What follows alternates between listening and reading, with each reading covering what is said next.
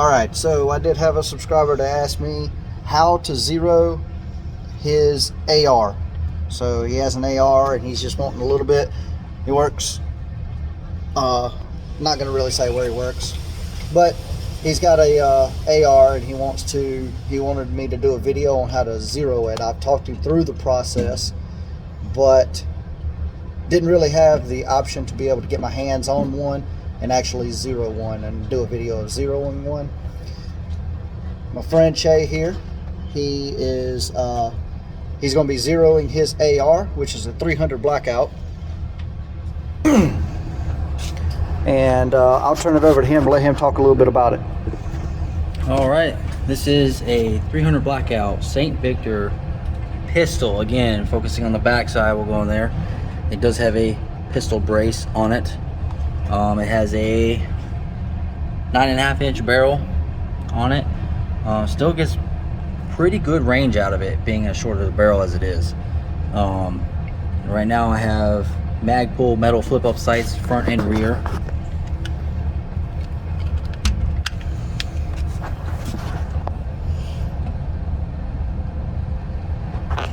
Now those sights, they have a little piece that you can flip down to make a bigger aperture.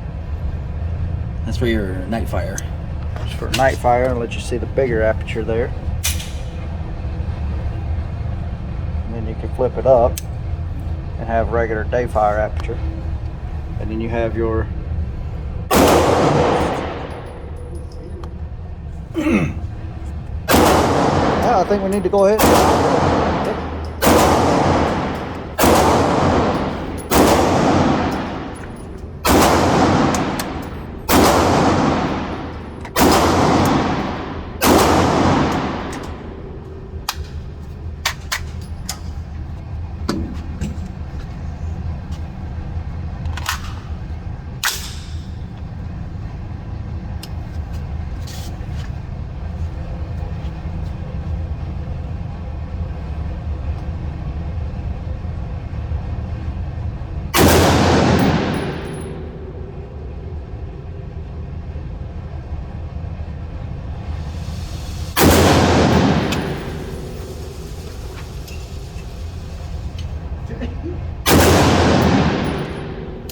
Okay, now what he's doing now is he's just going to shoot 3 rounds at his 25-meter target, which he's got downrange. He's going to be bringing it back up to see what his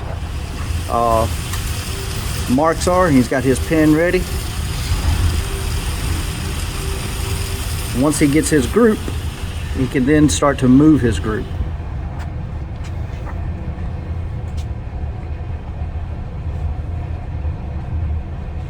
And you see he circles it. Some people do different things. He circles it and probably numbers it. I usually like to try to draw the lines in between like that and make a triangle and then try to move the center of the triangle, but it's to each his own.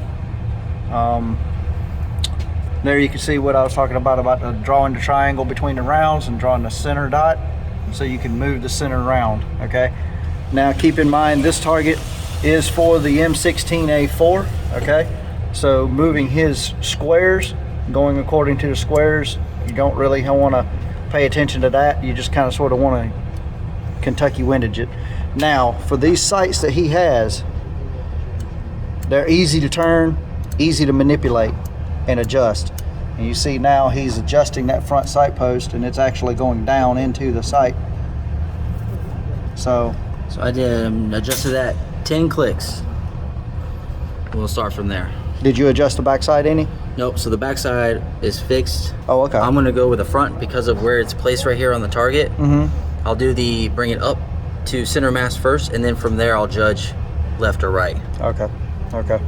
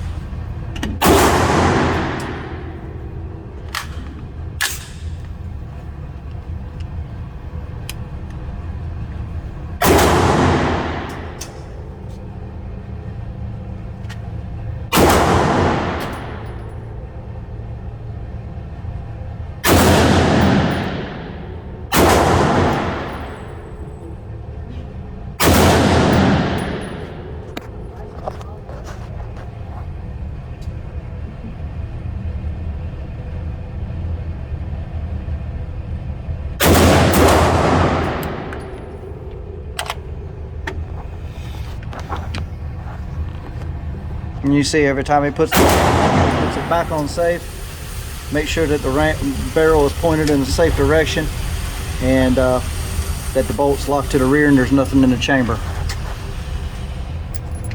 Looks like 10 rounds might have been a little much. 10 clicks? Yeah. So there's his first target, his first rounds. There's his second 3 after he made the adjustment.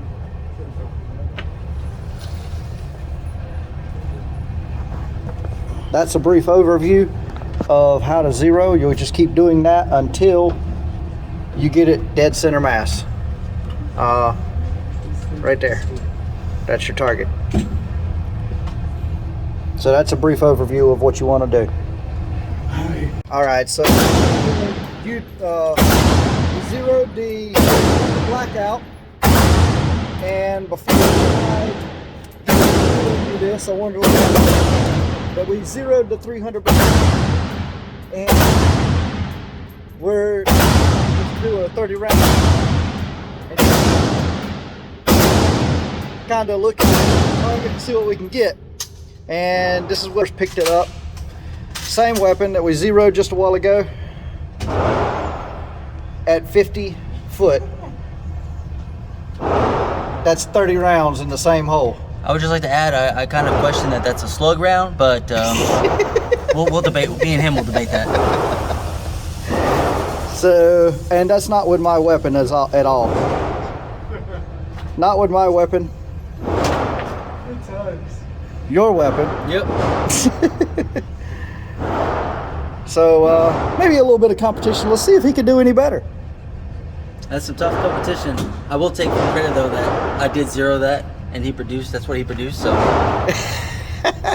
we'll see after 30 rounds, buddy.